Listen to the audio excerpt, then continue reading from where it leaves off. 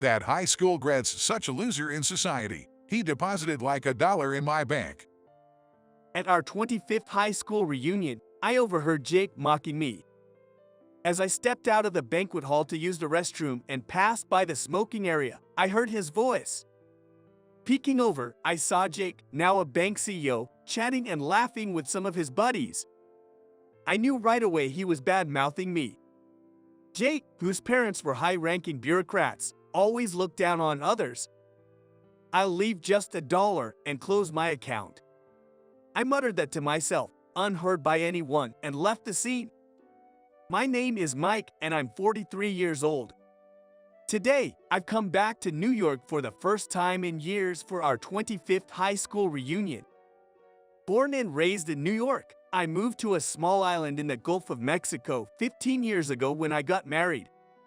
Initially, I was worried about adapting to such a different environment, but as they say, home is where you make it. Now I've fully integrated into the island community.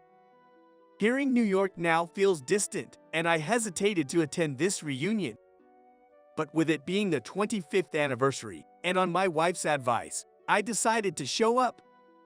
There are only 3 ferries a day from the island. To catch the first one, I left home early and reached the city by evening. First, I met up with my best friend from high school, Tom. We stayed in touch even after graduation. Although we hadn't seen each other since I moved to the island, we occasionally communicated via social media. Tom, always smart, is now a successful lawyer. Yet, he hasn't lost his down-to-earth nature from our school days. We quickly reconnected and as a pre-reunion celebration, went out for drinks together. Our high school in New York was a prestigious academic institution, filled with promising students. It was a bland school where most students followed the path laid out by their parents. Eventually, I grew tired of studying, and while everyone aimed for prestigious universities, my future plans remained undecided. I was the only non-serious student in our year, a puzzle to both teachers and my own parents. Tom was the only one who didn't change his attitude towards me. He's a fine lawyer now, but at his core, he has always wanted to help the underprivileged. With his brain, he could have been a corporate lawyer, but chose to work in a small community law firm instead. By the way, I saw Jake on the news recently. Can you believe it? He's the CEO of the Bank of America now. Tom mentioned that, his face flushed from the alcohol. Jake, our former classmate, was the son of a high-ranking official in a major department. I had heard about the youngest bank CEO in history making it to the top, but never realized it was Jake. My dad was just a regular employee, so we didn't have much in common with the high and mighty. I remember Tom being overly cautious around Jake because his parents worked under Jake's father. Jake, taking advantage of this, often exploited Tom for menial tasks in the student committee. Regardless of our parents' statuses, I thought we should have treated each other as equals, but Tom seemed unable to stand up to Jake. Jake always liked bossing people around. People like him end up in high places. I never really liked him, I added. Tom gave a wry smile in agreement. On the day of the reunion, all our classmates seemed to have aged well and were leading decent lives. Having lived on the island for so long, I felt out of place in their conversations, like a newcomer to New York. A few others had moved to the countryside for their retirement, but living on an isolated island was unique to me. Sure, country living can be peaceful, but the lack of major hospitals on the island can be a concern. Many islanders have moved back to the mainland for this reason. However, the 360-degree ocean view on the island is unparalleled, and I found nothing to replace it. Plus, there's Emily, my wife. While I sat there, I couldn't help but think about returning to the island. As I was talking about this, Jake, the infamous bank CEO, joined in. He didn't just join us. He came to steal the spotlight. Jake always liked drawing attention to himself. When he was at the center of our classmates, his eyes always sparkled with ambition. When I congratulated him, saying, "Congrats on becoming the CEO," he casually replied with a smug look, "This is just the beginning of my era." I'll be a mover and shaker in the US? I jokingly asked Jake. So, Mr. CEO, how about setting up a bank on our island? It's inconvenient with just a post office. Jake smirked at my words. Sure, I'll think about it. When that happens, Mike, you can be the manager. I'll make a special case for a high school grad like you. I replied, thanks a lot. Honestly, my high school education doesn't bother me. Education is just a thing of the past. But Jake came from a family of bureaucrats and was shaped by a credential-focused society. He probably can't help but think this way. As adults, we just need to smile and let it pass. After some time, as the party was reaching its peak, I decided to head to the restroom. It was located at the end of a long corridor, but on the way, I passed by the smoking room where Jake and a few classmates were chatting. I don't smoke, so I intended to simply pass it by, but unfortunately, I overheard part of their conversation.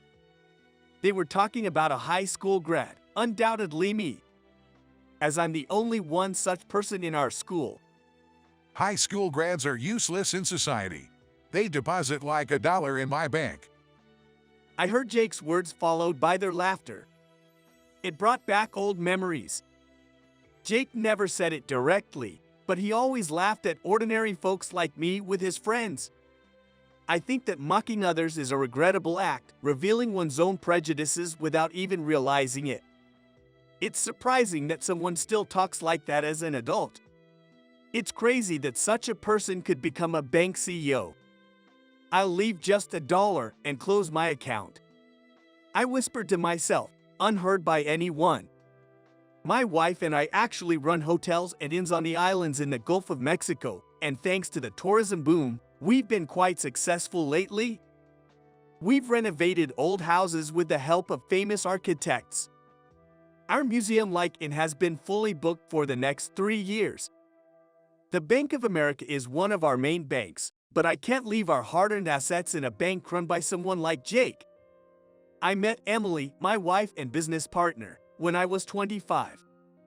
After high school, I worked in construction for a year and traveled the world with the money I saved. I felt I had to leave the US to find my future. Back then, I blamed the US for being uninteresting, not realizing it was my lack of dreams. The world was vast, but walking through foreign cities, I didn't feel much joy. They seemed not so different from the US. Then, in Africa, I befriended a young man from a minority tribe and was invited to his homeland. There, I discovered the essence of enjoying life. Living simply in nature, their eyes sparkled more than anyone I'd met, and everyone was smiling. I had traveled to many developed countries, but nowhere had I seen everyone smiling like that. Even in the US. Despite the lack of material goods, people seemed fulfilled in a way that modern US, overwhelmed by possessions, were not. I realized what I, and perhaps modern US, were missing was known to these Africans. I lived with them for a while, learning how to enjoy life. Their children, intrigued by the rare American visitor, shared their culture and games with me. I realized the stark difference between us. They could easily speak of their good qualities, while I struggled to mention mine. A young girl asked me, "Why can't you see the good in yourself?" It wasn't the US that was boring. I realized that I hadn't found something I truly wanted to do because I never really took an interest in myself. After returning to the US, I decided to travel across the country with a map in hand. It dawned on me that I had never really known the US beyond New York. I wanted to visit various places and talk to different people. During my travels, I met Emily on a beautiful island in the Gulf of Mexico. I was captivated by the island's scenery and atmosphere and stayed there for a while, helping the locals. Emily was there. She was a part of the landscape. She was still about high school age, visiting the lighthouse on the Cape daily, gazing at the sea. The lady who ran the inn I was staying at told me Emily was the only daughter of a local influential person, but had never left the island due to her frail health. There was only a middle school on the island, so for high school, one had to go to the mainland. However, Emily, often ill, couldn't do that. Studying alone from textbooks had its limits, so I offered to tutor her. I became one of her home tutors. Her parents were initially hesitant about a stranger like me, but once they knew the islanders trusted me, they gladly accepted my offer. I stayed on the island for about a year, teaching Emily. Then I resumed my journey, traversing every corner of the US for several years. This long journey made me realize the beauty of the US, but what stayed with me the most was the island where I met Emily. I wanted to live there forever. We kept in touch, and Emily hoped for my return. Her parents had grown to trust me, and when we reunited on the island, we got married. I was the one who proposed renovating the buildings on the island and promoting it. I wanted to make the island appealing for younger generations to move there, thus preserving the island's environment. Emily's parents agreed with the idea. That's how our grand project of revitalizing the island began. It was gratifying to see Emily, who thought she'd spend her life on the island in frail health, discovering her dormant talents through the project. She loved painting and created truly marvelous works. Together, supported by the islanders and her parents, we renovated the entire island into a significant industry, drawing global attention. But people like Jake, lounging in the comforts of New York, wouldn't understand its beauty. They believed they're the only ones moving society forward. The next day, I went to the Bank of America's head office, where Jake was. As soon as I handed my business card at the reception, I was swiftly led to the reception room. While Jake would scoff at hearing my name, mentioning my company would surely bring him out. As expected, Jake was visibly shocked to see me. "Here I am, doing exactly what you said," I began. Jake, sweating, asked what I said. "Yes, I've decided to move $700 million out of the bank, leaving just $1, I replied. Jake, never imagining I was a CEO, suddenly became subservient. Don't say that, Mike. We went to school together. His sudden flip-flop was almost impressive. Was this how he climbed to the top of the Bank of America? But no matter how much he groveled, I knew his true nature. I couldn't entertain his talk now. "Sorry, but I'm moving the funds. I won't close the account though. Maybe I'll deposit again if I feel like it."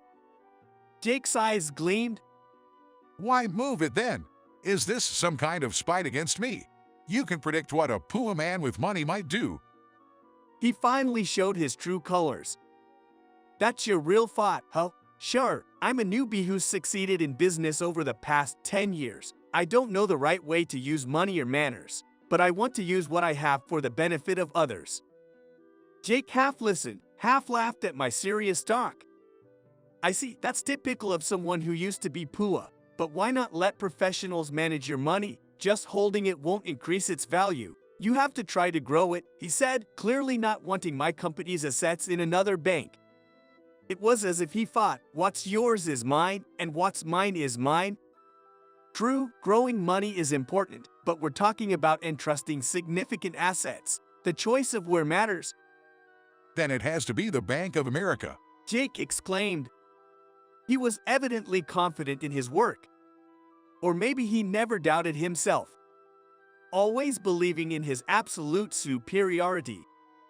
Part of me envied Jake. He rode on a path laid out by predecessors, never having to doubt anything, something I felt I could never match. Even if Jake is right in his thinking, I just can't bring myself to like it. "You think the most important thing in this world is money, don't you?" I asked him. Jake laughed out loud. Hot, even I wouldn't say that. Saying money is more important than human life would cause an uproar. Even if I think about it, I wouldn't say it. "So, you do think about it in your heart." Jake's face was marked with deep wrinkles, casting stark shadows. It almost felt like a devil smiling. Mike, the world is undeniably moved by money. No matter how strong your sense of justice, it's fragile like a straw hut before money. I've seen it firsthand. Which world is broader, the one Jake has seen or the one I've seen? I remembered my travels. The young girl from the African tribe I met probably didn't even know money existed. Yet she taught me something invaluable. I can't trust you, Jake, so I can't trust this bank you're leading either. I'm going to move my deposit. I stated it clearly. Emily would surely feel the same. But Jake was persistent. You don't understand. You're on the rise now and not thinking ahead. In times of need, other banks won't lend you much, but I, as a schoolmate, would lend you what you need. I was astonished at Jake's shamelessness. Schoolmate, you've been mocking me for being just a high school grad. You never considered me a friend, did you? Jake laughed. Mock you? Have I ever called you stupid? I might have mentioned you're a high school grad, but that's just a fact. It's trivial. So, to Jake, everything but money is trivial. He can pretend to be friends if it's for money. I grew sad, realizing we couldn't even have an honest conversation. It's strange how I could interact with people of different ethnicities, cultures, and languages, yet find such a vast difference in values with someone from my own country. I never considered you a friend, so please don't think of me as a schoolmate. It's creepy. I'll never forget Jake's pale, petrified face when I said that. A look of utter despair. Ignoring Jake, I moved our company's main banking elsewhere. When I told Tom about it, he sighed. Well, it can't be helped. Sometimes it's better to cut ties cleanly, he said. Tom had cut ties with his own father. Apparently, his father wanted him to pursue politics. He had always groveled under Jake's bureaucrat father. But Tom rebelled. I tolerated Jake in high school, but to continue doing so in a world of entanglements. He left his father to become a small-town lawyer, funding his own college education. Your thinking is right, Mike. It's not about the outcome. What one feels in their heart is what's right. Jake has no heart. I couldn't feel any heart in Jake's words. I had a feeling that dark clouds loomed over his future. Soon after, news broke that the youngest ever CEO of the Bank of America had resigned. His prejudiced remarks and intimidating behavior towards subordinates had leaked. In the past, such things might have been suppressed, but nowadays, the public gets wind of incidents first. Once spread in the vast internet world, information proliferates uncontrollably.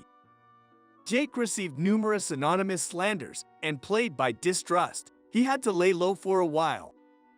I felt a bit sorry for him, but it seemed like poetic justice. A heartless person attracts heartless words, it seems. The island revitalization project was progressing well, with more young people wanting to move in. I shared with Emily my one wish: to invite the girl who had opened my eyes to the truth back then. I wanted to return to her African village and bring her to our island. If she refused, I'd understand. It was my own idea. But if she did, I planned to give her one of Emily's island paintings as a gift. Holding this precious painting, I set out to travel again, ready to share my own story with the girl.